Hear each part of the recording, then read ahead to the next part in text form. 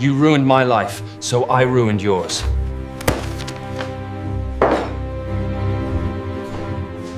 Some men find God on the rigs. I found a divorce text.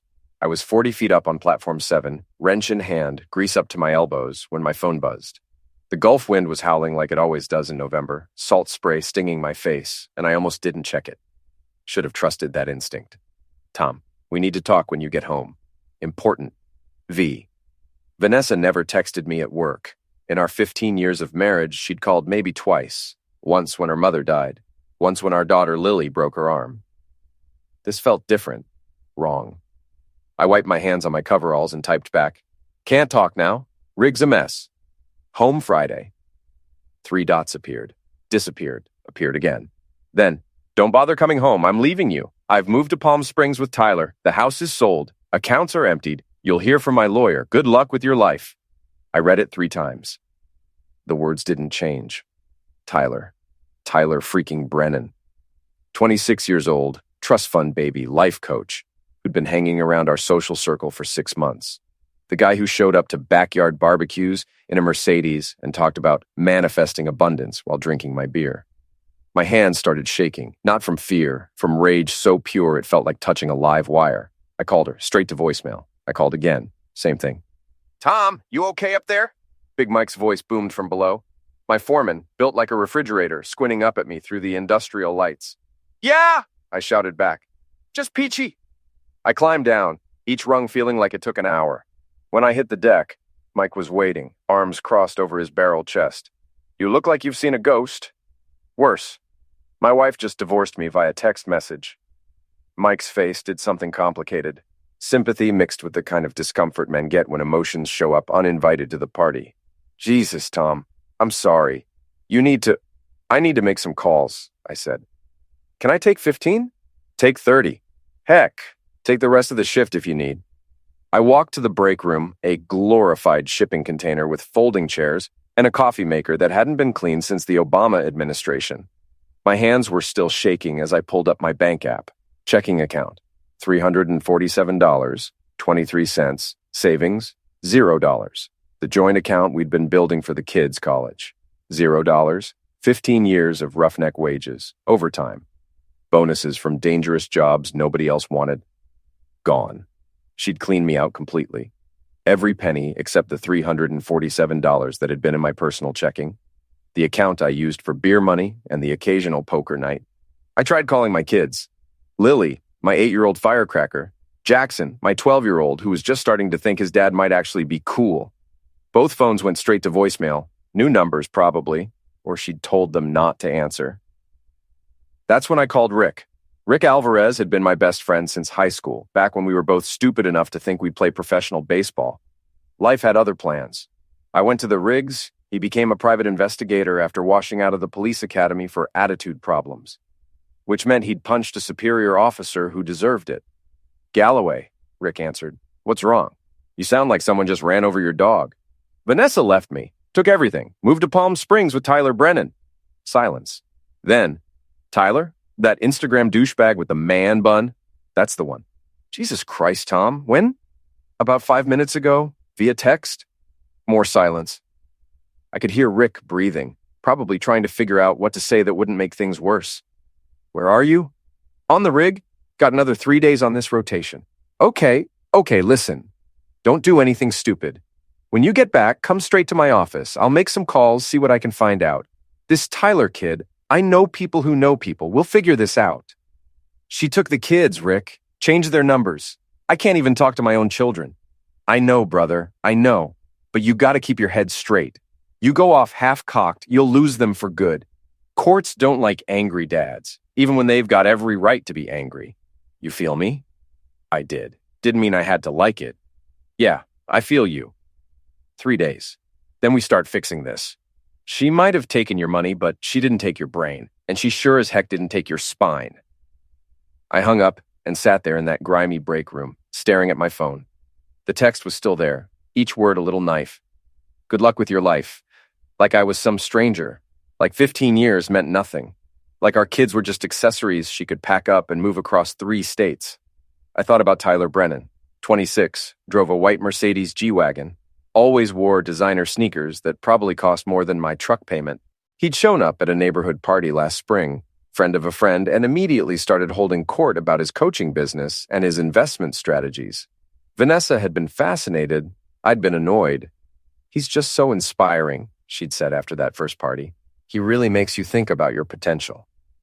"He makes me think about punching him in his perfect teeth," I'd replied. She'd laughed then, thought I was joking. I wasn't joking now. The rest of my shift passed in a blur. I went through the motions, checking gauges, tightening bolts, running safety protocols. The rig was a living thing, all noise and heat and controlled chaos. Normally I loved it, the simplicity of it. Do the job, keep everyone alive, go home with a paycheck. Now home was gone. The paycheck was gone. Everything was gone. That night, lying in my bunk in the crew quarters, I stared at the ceiling and made a list in my head. Not a list of what I'd lost, that way lay madness. A list of what I still had. 1, my skills. I was a really good roughneck. I could get work anywhere. 2, my truck. Paid off last year. She couldn't touch it because it was in my name only, bought before we were married. 3, my friend Rick, who knew how to dig up dirt. 4, my anger, cold now, not hot, focused, useful. 5, time. 3 days to think, 3 days to plan. I'd spent 15 years working one of the most dangerous jobs in America. I'd survived blowouts, equipment failures, storms that should have ended me. I'd worked alongside men who'd lost fingers, eyes, entire limbs to this work. Vanessa thought she could just delete me from her life like a bad photo. She had no idea what she'd just unleashed. Friday afternoon, I walked into Rick's office smelling like 3 days of rig work and fury. He'd set up shop in a strip mall off I-10, sandwiched between a nail salon and a tax preparation place that was definitely a front for something else. Rick looked up from his computer, took one look at my face, and poured 2 fingers of whiskey into a coffee mug. "You look like heck." "Feel worse." I took the mug, drank it in one swallow. "What'd you find?" Rick leaned back in his chair, which creaked ominously under his weight. He'd put on maybe 20 pounds since his cop days, most of it around the middle, but his eyes were still sharp. "So, Tyler Brennan, 26, like you said, born in Vancouver, moved to the States when he was 19. No college degree, no real job history. Lives off a trust fund from his grandfather, some tech guy who sold his company in the 90s. Sounds about right. Here's where it gets interesting. Tyler's not just a life coach, he's been moving product." I sat up straighter. "Product? White powder mostly. Some pills. Nothing huge. He's not Scarface or anything. But he's got connections in Palm Springs, supplies to the country club crowd, rich people who want to party, but don't want to deal with scary dealers." "Jesus, and Vanessa knows?" Rick pulled up something on his computer, turned the monitor toward me. Security camera footage from what looked like a parking lot. I watched Tyler hand off a small package to a woman in tennis whites. Watched money change hands. "This is from 2 months ago. I got it from a guy who does security for one of the resorts out there. Tyler's been sloppy.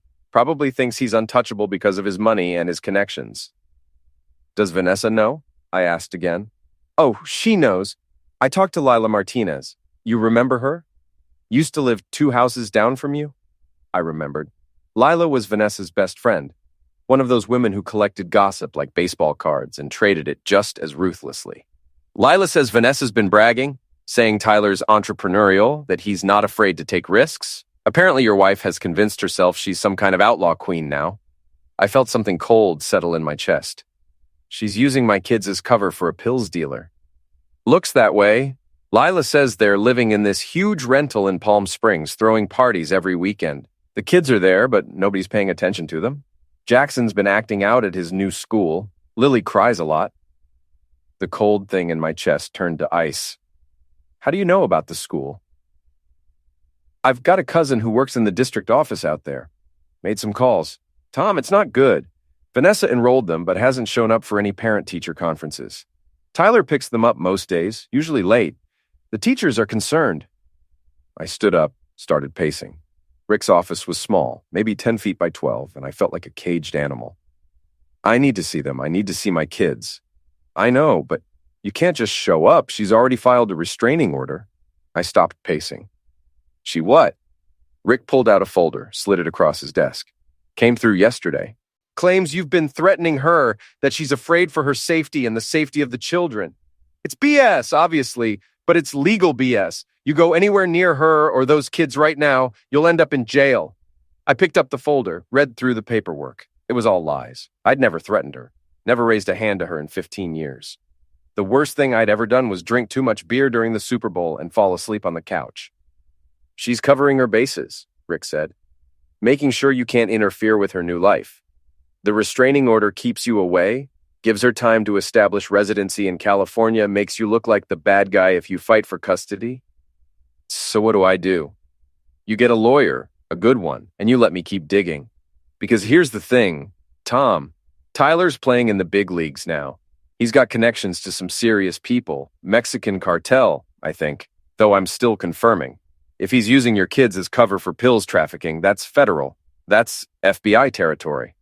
I sat back down, suddenly exhausted. FBI? I've got a contact. Guy named Andrew McCall used to work narcotics in Houston before he went federal. He owes me a favor. Big one. I might be able to get him interested in Tyler, especially if there's a trafficking angle. And that helps me how? Rick grinned, and it wasn't a nice grin. Because if Tyler goes down, Vanessa goes down with him. Or at least, she loses her meal ticket.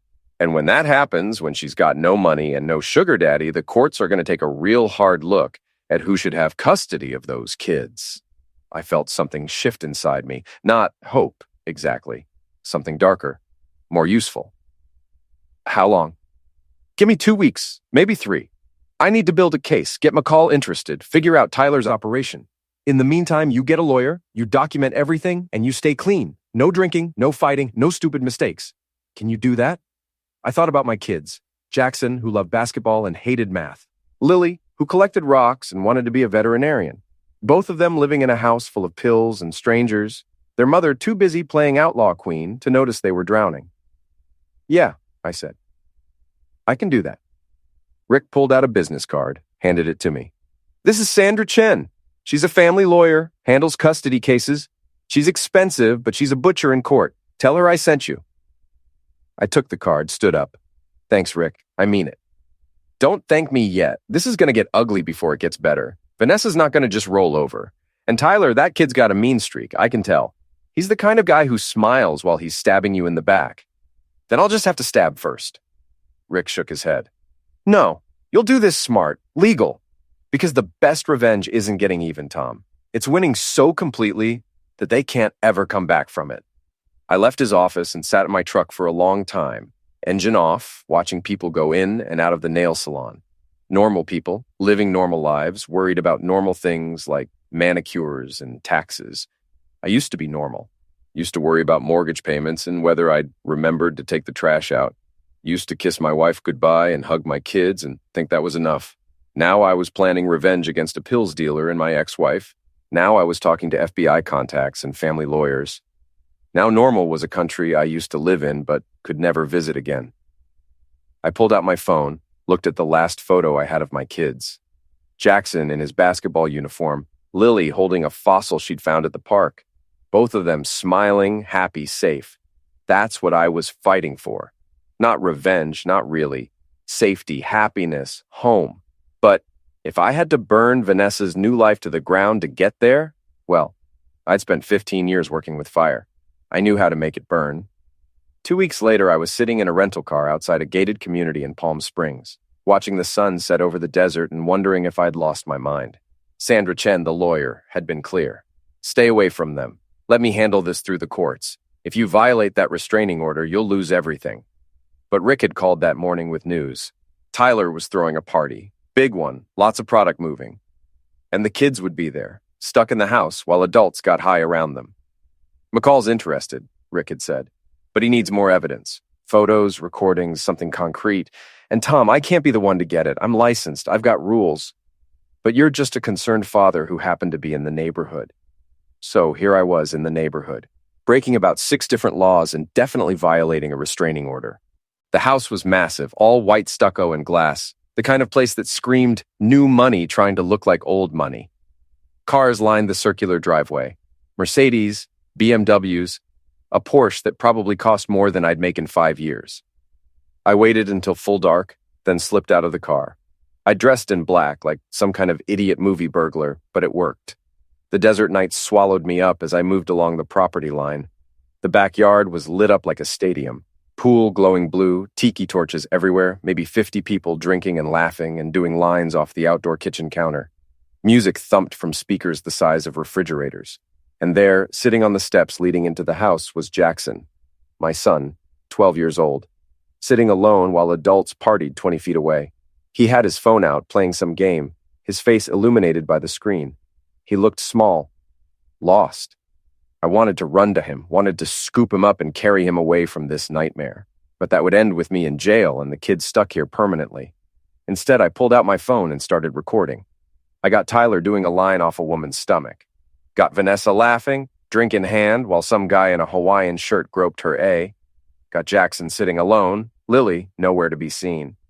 Then I moved closer, staying in the shadows, until I was near enough to hear conversations. Shipment coming in Tuesday. Connect you with my guy in LA. Pure stuff, not stepped on. Tyler was holding court by the pool, shirtless, showing off the kind of abs you get from a personal trainer and a low-carb diet. He had his arm around Vanessa, who looked drunk and happy. This is the life, Tyler was saying. This is what happens when you stop settling, when you go after what you deserve. Vanessa giggled, kissed his neck. Best decision I ever made. Leaving that loser? God, yes. Tom was so boring. All he cared about was work and the kids. No ambition, no vision. I recorded every word, watched my wife of 15 years trash me to a crowd of strangers. Watched her drink and laugh while our son sat alone in the dark. Then I heard crying, Lily, my daughter. The sound was coming from inside the house. I moved without thinking, slipping through a side gate, finding an unlocked door. The house was huge inside, all marble and modern furniture. The crying led me upstairs to a bedroom. Lily was curled up on a bed that was too big for her, sobbing into a pillow. She was wearing pajamas with dinosaurs on them, the ones I'd bought her for her birthday. I almost went to her, almost broke cover completely. But then Vanessa's friend, what was her name? Jennifer, walked in. Lily, honey, you need to stop crying. Your mom's busy. I want my dad, Lily sobbed. I want to go home. This is your home now. You need to get used to it. I hate it here. Everyone's mean and loud, and Mom doesn't care. The woman, Jennifer, I remembered now, sighed. Look, kid, your mom's happy for the first time in years. You should be happy for her. Now go to sleep and stop bothering the guests. She left, closing the door. Lily cried harder. I stood there in the hallway, phone recording, heartbreaking. Then I heard footsteps and had to move, slipping into another room as someone passed by. I spent the next hour documenting everything, the pills on the coffee table downstairs, the cash changing hands, Tyler's friends talking about business opportunities and expanding the operation, and through it all, my kids, ignored, alone, scared. Finally, around midnight, I slipped back outside. The party was winding down, people stumbling to their cars. Tyler and Vanessa were in the pool, drunk and groping each other. Jackson had gone inside. Lily had stopped crying. The house was quiet except for the music and the laughter. I was almost back to the property line when I heard, Hey, who the heck are you? One of Tyler's friends, a big guy in a polo shirt, was walking toward me. He had a flashlight and what looked like a tool tucked into his waistband. I ran, behind me shouting, the flashlight beam bouncing. I hit the fence, started climbing, felt hands grab my ankle, kicked hard, connected with something soft. The hands let go. I dropped over the fence, landed hard on the other side, rolled, kept running, made it to my rental car, engine starting on the first try, pulling out as the big guy reached the street. He got my license plate. Definitely got my license plate. I drove for an hour, hands shaking, checking the rearview mirror every 30 seconds. Finally pulled into a gas station, parked under the lights, and called Rick. Tell me you got something good, he said. I got everything. Tyler dealing, Vanessa knowing about it, the kids being neglected.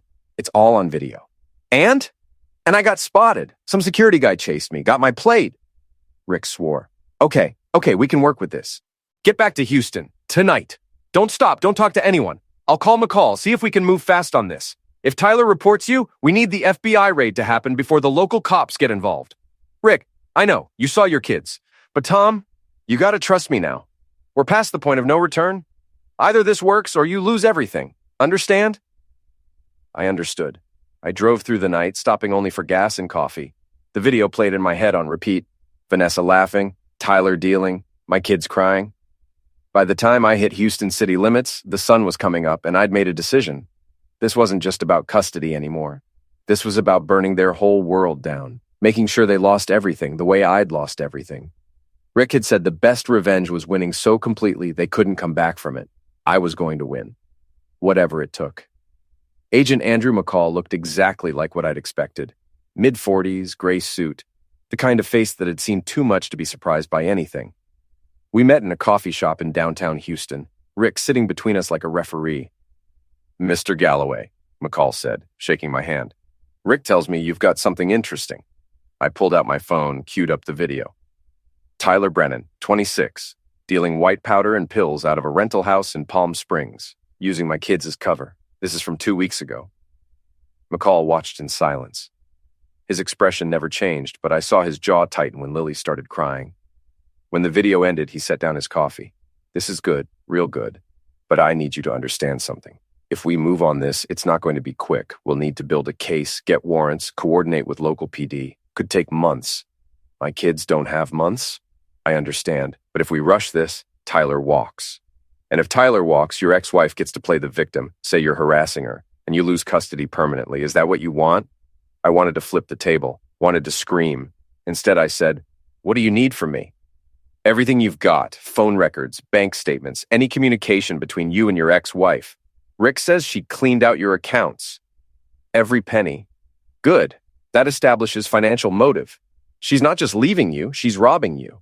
And if she's using that money to finance Tyler's operation, that's conspiracy. She becomes part of the case." Rick leaned forward.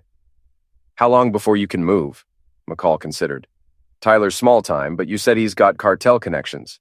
If that's true, we can use him to go after bigger fish. That makes this a priority. I can probably get authorization for surveillance in a week, maybe 2.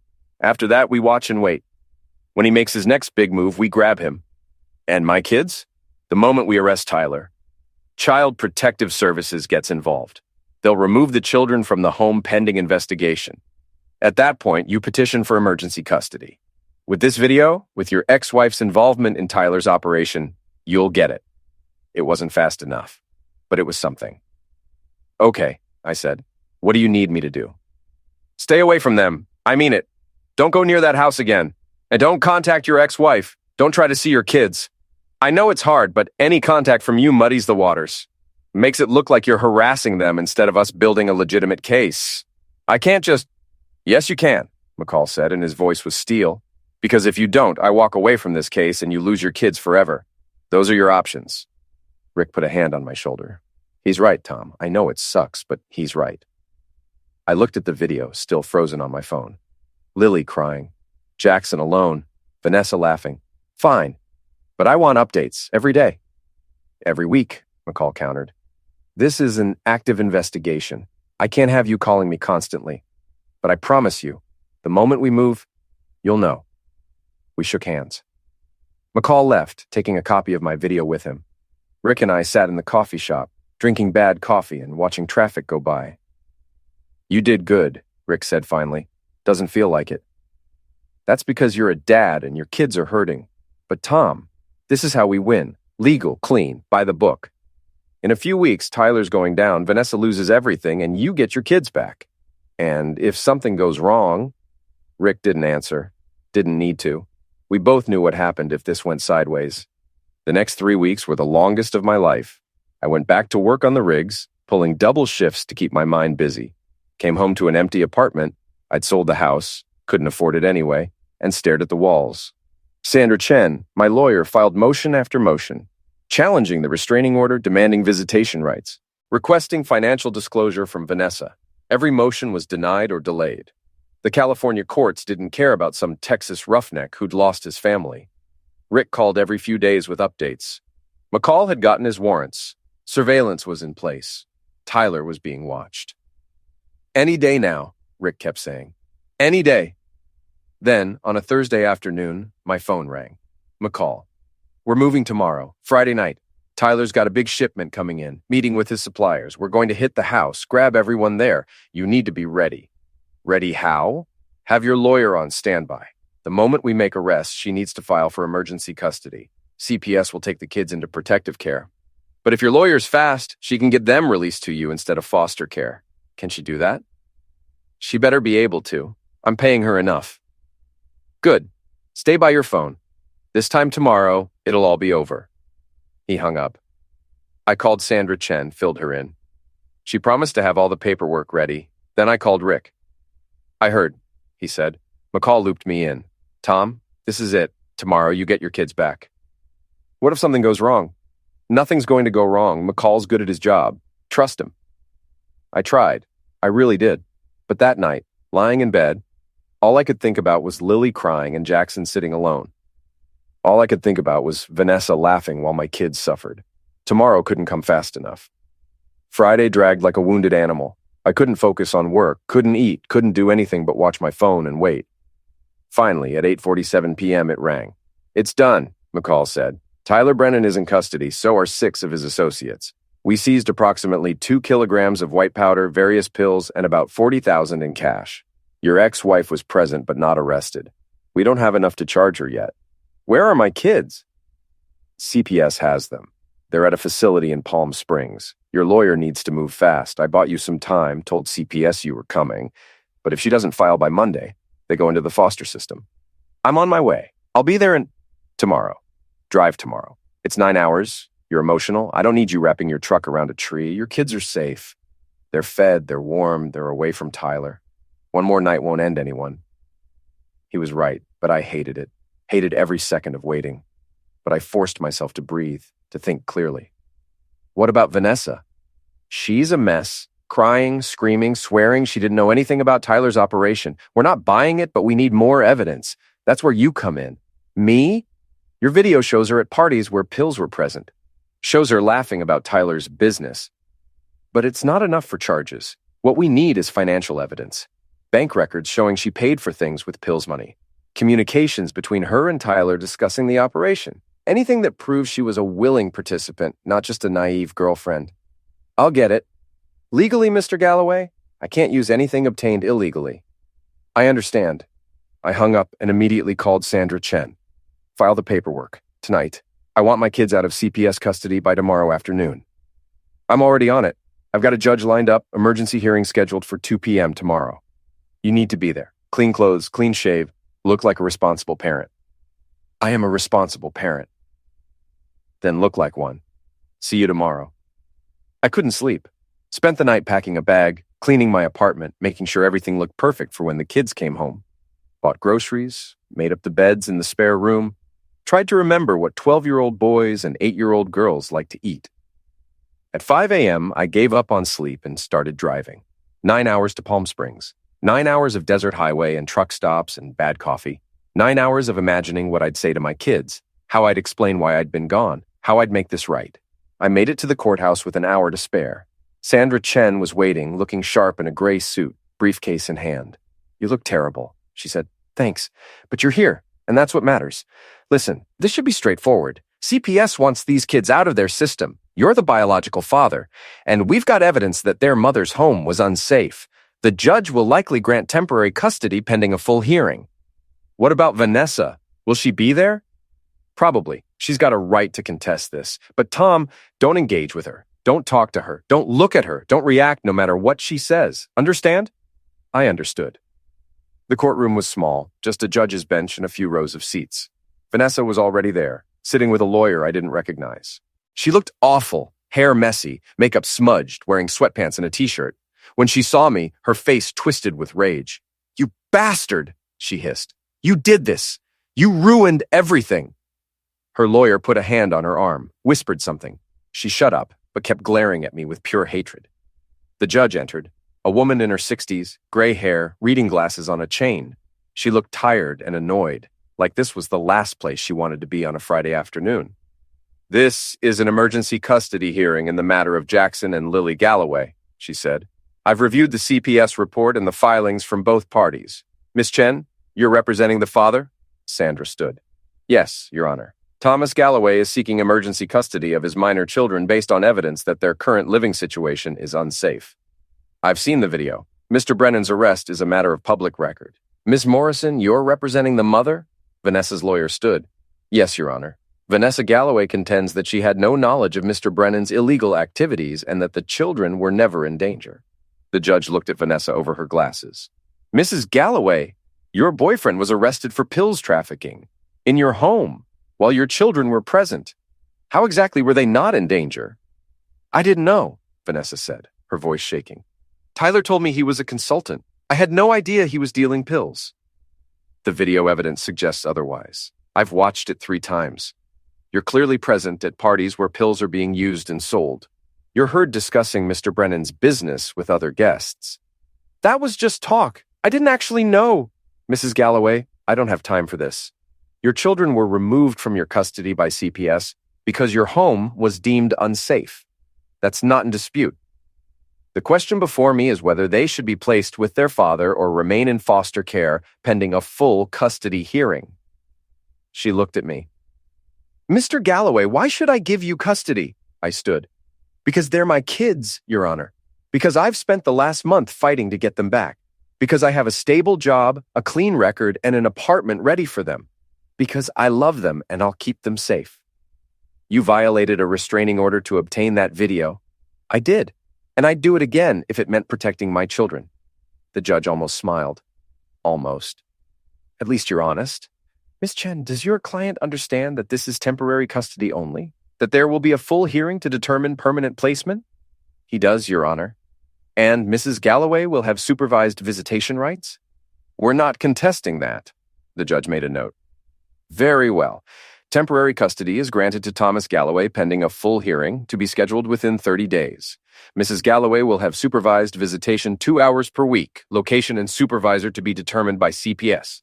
Mr. Galloway, if you screw this up, if you give me any reason to think those kids aren't safe with you, I will remove them so fast your head will spin. Are we clear? Crystal, Your Honor. Good. Get your kids and get out of my courtroom. I wanted to cheer, wanted to grab Sandra and hug her. Instead, I just nodded and followed her out.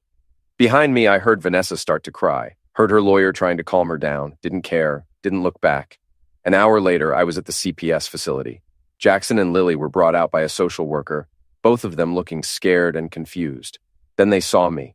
Dad! Lily screamed and ran. I caught her, lifted her up, held her so tight I thought I might break her. Jackson was more reserved, 12 years old and trying to be tough, but he hugged me too. Dad, what's happening? Where's Mom? Where's Tyler?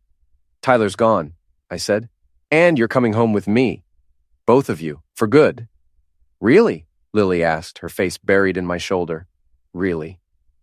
We drove back to Houston that night, stopping for burgers and ice cream. The kids telling me everything that had happened. The parties, the scary people, Tyler's friends. How Mom was always busy and never had time for them. How they'd been so scared and just wanted to come home.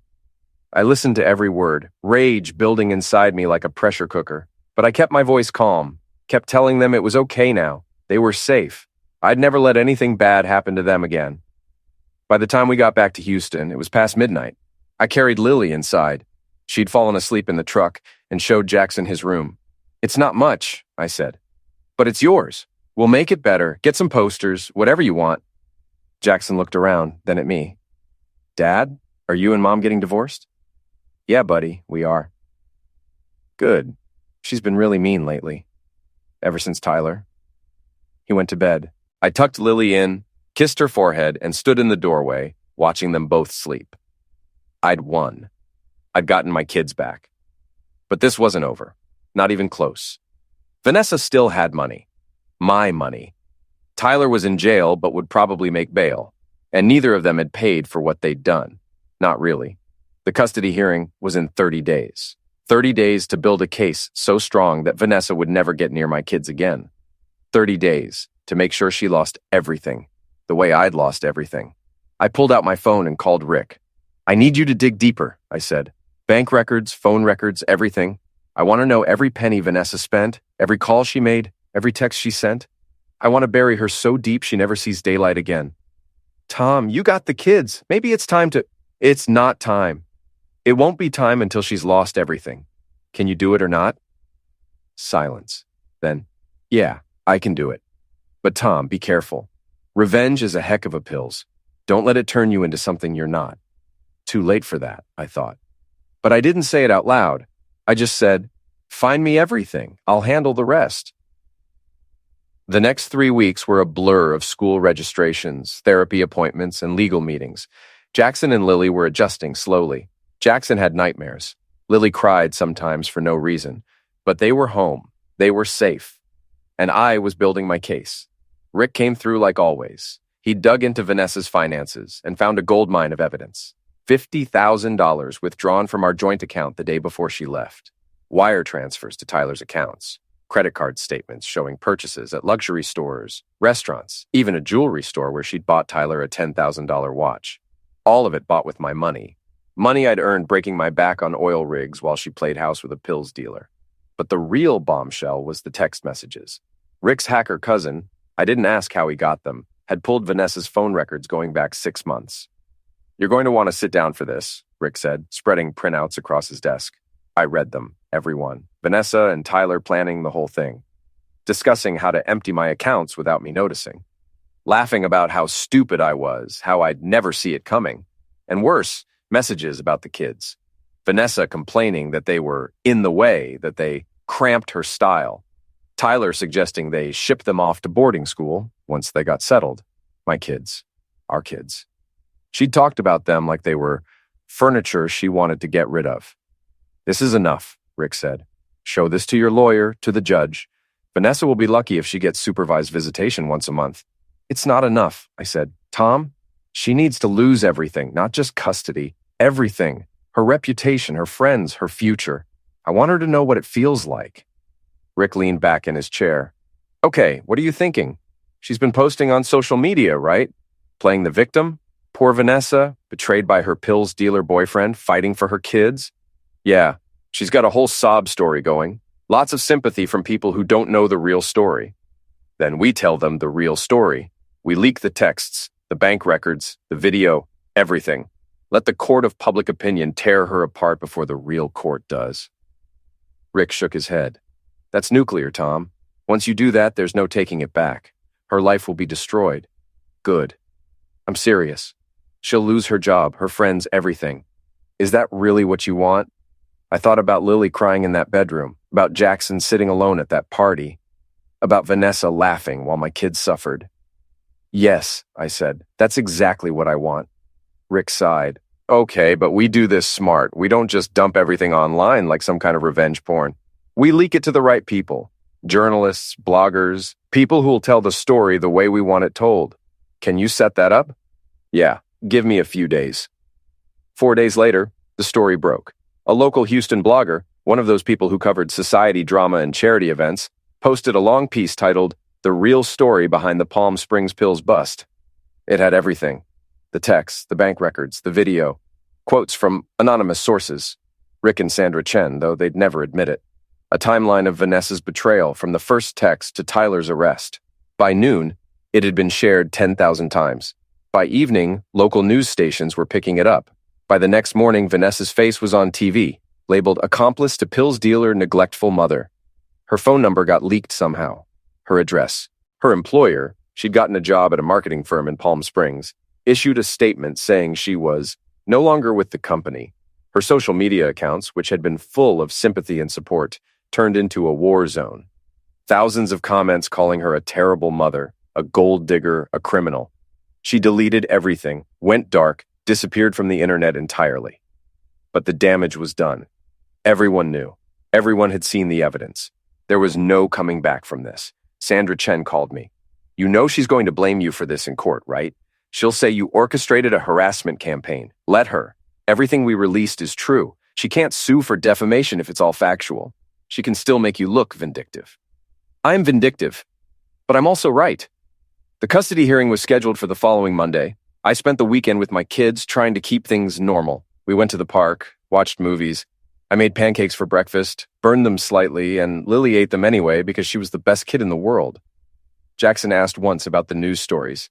"Dad, is Mom really going to jail?" "I don't know, buddy. Maybe. She made some bad choices." "Is it because of us?" "No, it's because of her. None of this is your fault. You understand that?" He nodded, but I could see he didn't quite believe it. 12 years old was too young to understand that sometimes parents failed, that sometimes the people who were supposed to protect you were the ones who hurt you most. Monday morning, I put on my best suit, the one I'd worn to my wedding, ironically enough, and headed to court. Sandra met me outside, looking grim. Vanessa's lawyer is going scorched earth.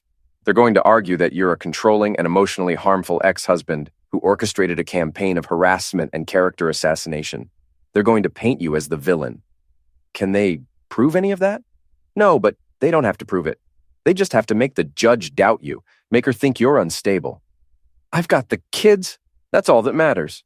For now, if this goes badly, you could lose them again, permanently. I took a breath. Then it won't go badly. The courtroom was packed. Apparently, this case had become something of a local sensation. Wronged husband versus neglectful mother, with pills and money and betrayal. The kind of story people couldn't look away from. Vanessa was already there, sitting with her lawyer. She looked terrible, thinner, older, broken, good. The judge entered, same woman from the emergency hearing, and called the court to order. This is a custody hearing in the matter of Jackson and Lily Galloway. I've reviewed all filings, evidence, and testimony. I've also seen the media coverage, which I'll address shortly. Miss Chen, your opening statement. Sandra stood. Your Honor, this case is straightforward. Thomas Galloway is a fit parent who was robbed, betrayed, and separated from his children by his ex-wife's criminal negligence. He fought through legal channels to regain custody, and the evidence overwhelmingly supports permanent placement with him. Miss Morrison? Vanessa's lawyer stood. Your Honor, Vanessa Galloway made mistakes. She trusted the wrong person, and her children suffered as a result. But she's not a criminal. She's a victim of Tyler Brennan's manipulation and of her ex-husband's vindictive campaign to destroy her life. Mr. Galloway leaked private information, orchestrated a media circus, and turned his children into tools in a personal vendetta. That's not the behavior of a fit parent. The judge looked at me. Mr. Galloway, did you leak information to the media? No, Your Honor. I provided evidence to my attorney and to law enforcement. What happened after that is not under my control. But you're aware that private text messages and financial records were made public? I am. And you're aware that your ex-wife has received death threats and harassment as a result? I hadn't known that. Didn't care either. I'm aware that everything made public was factual and relevant to this case. The judge made a note. We'll come back to that. Miss Chen, call your first witness. Sandra called Agent McCall, who testified about Tyler's arrest, the pills found in the house, and the environment my kids had been living in. Then she called the CPS social worker, who testified about the kids' state when they were removed, scared, neglected, showing signs of emotional trauma. Then she called me. I took the stand and told my story. The divorce text, the empty bank accounts, the restraining order, fighting to get my kids back, everything. Vanessa's lawyer cross-examined me, trying to make me look obsessive, controlling, dangerous. I stayed calm, answered every question honestly, didn't take the bait. Then Vanessa took the stand. She cried. A lot. Talked about how she'd been manipulated by Tyler, how she'd never meant for any of this to happen, how she just wanted her babies back. Sandra cross-examined her, pulling out the text messages, reading them aloud, Vanessa's words about the kids being in the way, about me being stupid, about planning to ship the kids off so she could live her new life. Vanessa tried to explain, to justify, to make excuses, but the texts spoke for themselves. When it was over, the judge called a recess. We waited in the hallway for 2 hours while she reviewed everything. Finally, we were called back in. I've made my decision, the judge said. Primary custody is awarded to Thomas Galloway. Vanessa Galloway will have supervised visitation 2 hours per week, pending completion of parenting classes and a psychological evaluation. Additionally, Mrs. Galloway is ordered to repay the $50,000 she withdrew from the joint account, plus interest. Vanessa started crying. Her lawyer tried to object, but the judge cut her off. Mrs. Galloway, you made choices that put your children in danger. You prioritized your own happiness over their safety. That's not something I take lightly. If you want a relationship with your kids, you'll do the work. You'll prove you've changed. Until then, Mr. Galloway has full custody. She banged the gavel. We're adjourned. I walked out of that courtroom feeling like I'd just won the lottery. Sandra was grinning. Rick, who'd been sitting in the back, gave me a thumbs up. Vanessa was still crying, surrounded by her lawyer and a few remaining friends. She looked up as I passed, and our eyes met. I didn't say anything. Didn't need to. She knew she'd lost. Lost everything. Outside, Rick clapped me on the back. You did it, man. You actually did it. Yeah. I said. I did. But it didn't feel like enough. Not yet. Tyler Brennan made bail 3 weeks later. $50,000 posted by his parents. He was out, awaiting trial, living in a hotel in Palm Springs under house arrest. Rick called me with the news. Thought you should know. He's not allowed to leave California, but he's out. Good, I said. Good. Tom, this guy's a pills dealer. He's dangerous. He's a punk who got caught, and I'm not done with him yet. What are you planning? Nothing illegal, just closure. Rick sighed. I don't like the sound of that. What kind of closure? The kind where he understands exactly what he lost. I took a week off work, told the kids I had some business to handle in California, left them with my sister. Then I drove back to Palm Springs. Tyler's hotel was easy to find. The ankle monitor meant his location was public record. I parked across the street and waited. He came out around noon, walking to a nearby cafe. He looked rough, thinner, paler, the kind of rough that comes from stress and fear. Good. I followed him inside. He didn't notice me at first, too busy scrolling through his phone. I sat down across from him. Tyler. He looked up and I watched recognition dawn on his face. Then fear. You, he said. You're not supposed to be here. There's a restraining order. That's against Vanessa, not you. And I'm just here to talk. I've got nothing to say to you. That's fine, you can just listen. I leaned forward. You destroyed my life. Took my wife, my money, endangered my kids. You thought you were untouchable because you had money and connections. You thought you could just take whatever you wanted. Tyler tried to stand. I put a hand on his shoulder, pushed him back down. Not hard, just enough. I'm not done. See, the thing is, Tyler, you didn't just take from me. You took from a lot of people. Those pills you were selling, they came from somewhere. And the people you got them from, they're not happy you got caught. His face went white. What are you talking about? I'm talking about your suppliers. The ones who fronted you that last shipment, the one the FBI seized. They want their money, Tyler. And they're not the kind of people who accept excuses. I don't know what you... Yes, you do. And here's the thing. I know who they are. I know their names, their locations, their operations, and I've been talking to some people, letting them know where to find you. It was a lie. I didn't know anything about Tyler's suppliers, but he didn't know that. You're bluffing, he said, but his voice shook. Maybe. Or maybe you should check your hotel room when you get back. See if anything's been moved. Any messages left? I stood up. You ruined my life, Tyler, so I'm returning the favor. Enjoy looking over your shoulder for the rest of yours. I walked out, leaving him sitting there, pale and shaking. It was petty. Cruel, even. But God, it felt good. I drove back to Houston that night, feeling lighter than I had in months. Tyler would spend the rest of his life paranoid, jumping at shadows, wondering if the cartel was coming for him. Even if they never did, the fear alone would eat him alive. As for Vanessa, she'd lost her job, her reputation, her kids. The $50,000 she owed me would take years to repay. She'd have to rebuild her entire life from scratch, and she'd do it alone because everyone who'd ever cared about her now knew exactly what kind of person she was. I'd won, completely, utterly. They'd lost everything, and I'd taken it from them piece by piece. 2 months later, I got a call from Agent McCall. Thought you'd want to know. Tyler Brennan took a plea deal. 5 years in federal prison. He'll be out in 3 with good behavior. What about Vanessa? No charges. We couldn't prove she knew about the pills operation. But between the custody case and the public fallout, I'd say she's paid a price. Yeah, I said, she has. You did good, Mr. Galloway. Your kids are lucky to have you. Thanks. I hung up and looked around my apartment. It wasn't much. 2 bedrooms, basic furniture, nothing fancy.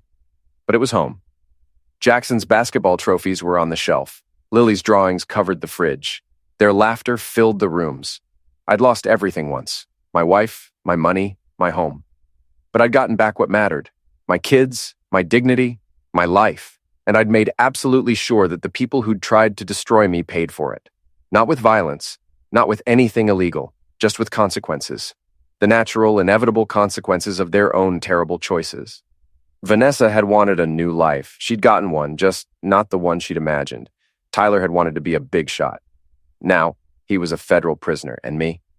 I was a single dad with 2 great kids, a steady job, and a clear conscience. Some people might say I went too far. That revenge isn't healthy, that I should have just let it go. Those people didn't watch their kids cry themselves to sleep in a pills dealer's house. I did what I had to do. I protected my family. I made sure the people who hurt them couldn't hurt anyone else. And if that makes me a bad person, I can live with that. 3 years later, I was sitting in the stands at Jackson's basketball game when my phone buzzed. A text from an unknown number. "Tom, it's Vanessa. I know you probably don't want to hear from me, but I wanted you to know I've been sober for 2 years. I've completed my parenting classes. I have a job and an apartment. I'm not asking for anything. I just wanted you to know I'm trying to be better for the kids. I hope they're doing well. V." I stared at the message for a long time. Part of me wanted to delete it, block the number, pretend I'd never seen it. Part of me wanted to respond with something cruel, reminder of everything she'd done. But Jackson was on the court, making a perfect three-point shot. Lily was sitting next to me, cheering for her brother. They were happy, healthy, safe. That was all that mattered. I typed back, "They're doing great. Good luck with everything."